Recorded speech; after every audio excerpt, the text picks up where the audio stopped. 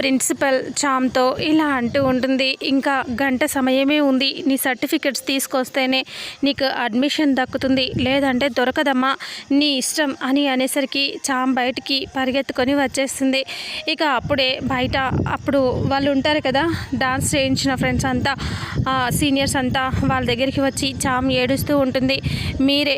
మీరే కదా నా బ్యాగ్లో నుంచి సర్టిఫికెట్స్ తీశారు అని అంటూ చామ్ అంటే, లేదండి మేము తీయలేదు, నిజంగా చెప్తున్నాము అని అంటే, లేదు మీరే తీశారు అంటే గట్టిగా చెప్తూ, లేదు నిజంగా మేము తీయలేదని చెప్తున్నా కదా అని అంటూ వాళ్ళు చెప్పేసరికి చామ్ టెన్షన్గా ఇలా అనుకుంటుంది.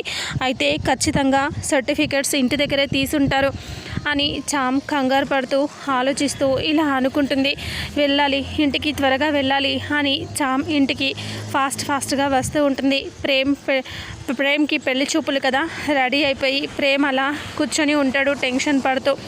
అందరూ కూడా హర్ష, రామాదేవి అందరూ కూడా కూర్చొని ఉంటారు.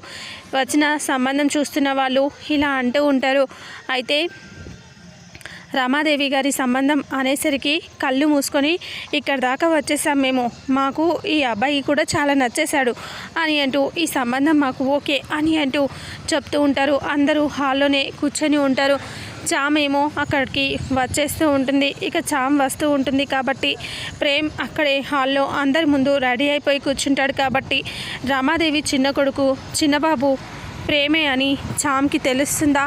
చామ్ టెన్షన్లో వస్తూ ఉంటుంది. కాబట్టి రామాదేవి కొడుకు ప్రేమే అని తెలుసుకొని పెళ్లి చూపులు కూడా జరుగుతున్నాయి కాబట్టి చామ్ ఎలా రియాక్ట్ అవుతుంది, అసలు ఏం జరుగుతుంది అనేది రాబోయే నెక్స్ట్ ఫుల్ ఎపిసోడ్లో తెలుసుకుందాం.